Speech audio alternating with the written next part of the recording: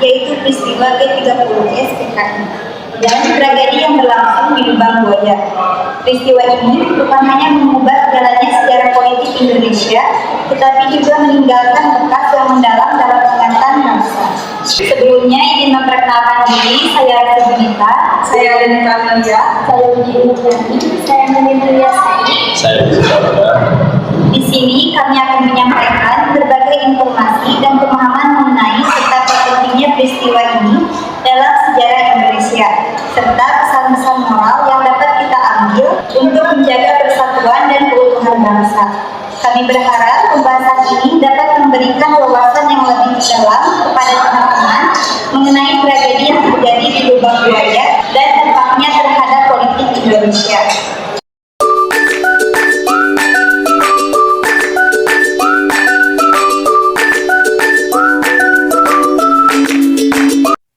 Pada tahun 1965, Indonesia tengah berada dalam masa-masa yang penuh ketegangan politik.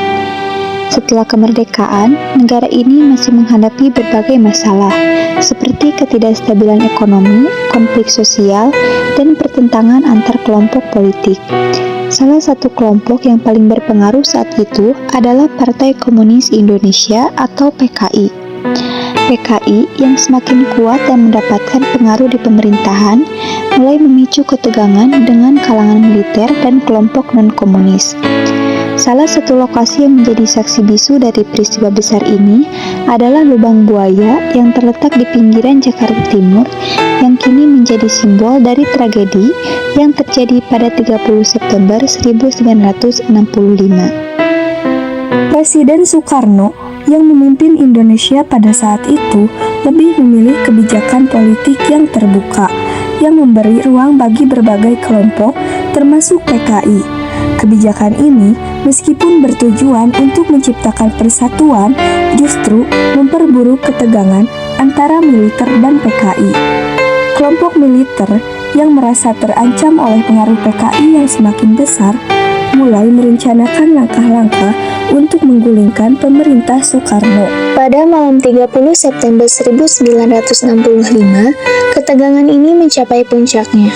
Sekelompok perwira militer yang menanamkan diri mereka Gerakan 30 September atau G30S yang dipimpin oleh Letnan Kolonel Untung melakukan pemberontakan dengan tujuan menggulingkan pemerintahan Presiden Soekarno.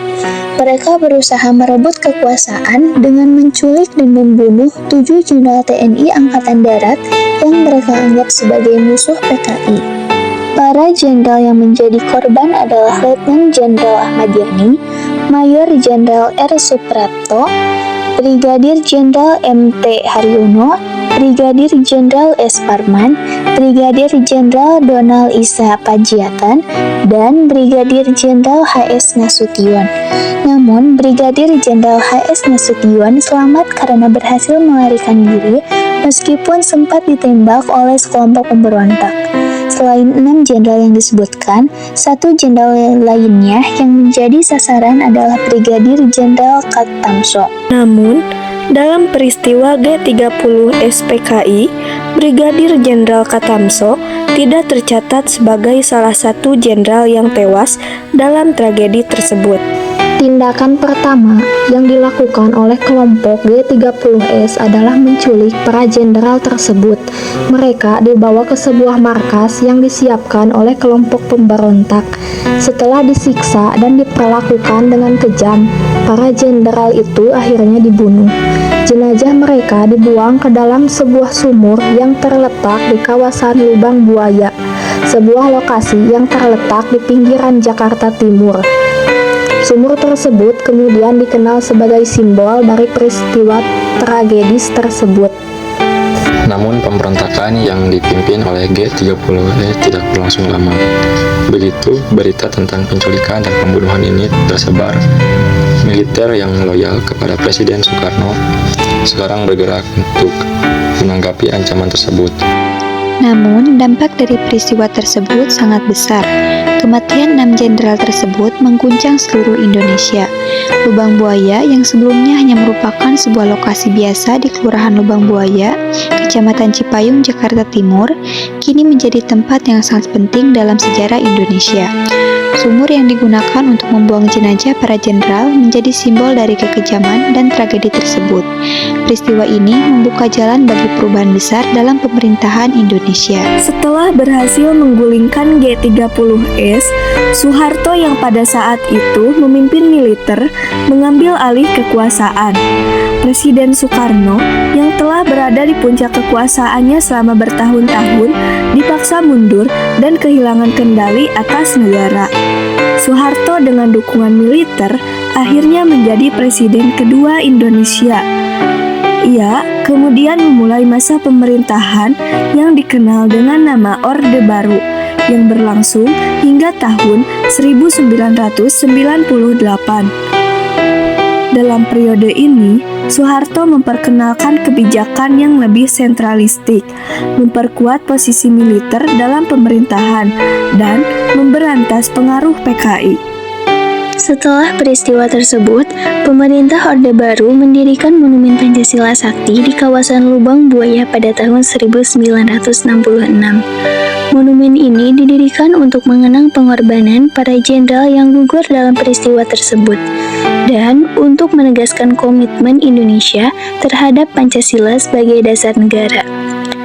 Monumen ini juga berfungsi sebagai tempat edukasi bagi masyarakat Indonesia, mengingatkan generasi muda akan pentingnya menjaga keutuhan negara dan bahaya ideologi yang bertentangan dengan Pancasila. Monumen Pancasila Sakti terdiri dari beberapa bagian, termasuk museum yang menyimpan berbagai barang peninggalan peristiwa G30S, foto-foto para jenderal yang gugur, dan dokumen sejarah yang menceritakan detail peristiwa tersebut. Monumen ini juga memiliki patung-patung yang menggambarkan keteguhan Pancasila sebagai ideologi negara Indonesia setiap tahun pada tanggal 30 September. Monumen ini menjadi tempat upacara untuk mengenang para pahlawan yang gugur. Hingga saat ini, Monumen Pancasila Sakti di Lubang Buaya tetap menjadi tempat yang penting dalam sejarah Indonesia. Monumen ini bukan hanya untuk mengenang para jenderal yang gugur, tetapi juga untuk mengingatkan bangsa Indonesia agar selalu teguh pada Pancasila yang menjadi dasar negara, serta menghindari ideologi-ideologi yang dapat merusak keutuhan bangsa. Peristiwa G30S dan tragedi Lubang Buaya menjadi bagian penting dalam sejarah Indonesia, mengingatkan bangsa akan pentingnya stabilitas politik, persatuan, dan menghormati perbedaan. Meskipun Indonesia mengalami kemajuan ekonomi selama Orde Baru, tragedi tersebut tetap dikenang sebagai pelajaran berharga. Setelah reformasi 1998, peringatan tentang G30S dan Lubang Buaya terus dipelajari untuk menjaga nilai-nilai Pancasila dan menghindari perpecahan. Monumen di Lubang Buaya kini menjadi simbol pengorbanan, ketahanan, dan kebijaksanaan bangsa Indonesia. Demikianlah penjelasan tentang peristiwa G30S PKI dan tragedi yang terjadi di Lubang Buaya, serta dampaknya bagi sejarah Indonesia. Peristiwa ini mengingatkan kita akan pentingnya menjaga persatuan dan kesatuan bangsa, serta komitmen kita terhadap Pancasila sebagai dasar negara. Monumen Pancasila Sakti yang ada di Lubang Buaya bukan hanya sebagai tempat untuk mengenang para pahlawan, tetapi juga sebagai simbol untuk terus mewariskan nilai-nilai kebangsaan kepada generasi berikutnya. Semoga kita semua dapat mengambil pelajaran dari sejarah dan terus menjaga kedamaian serta keharmonisan dalam kehidupan berbangsa dan bernegara.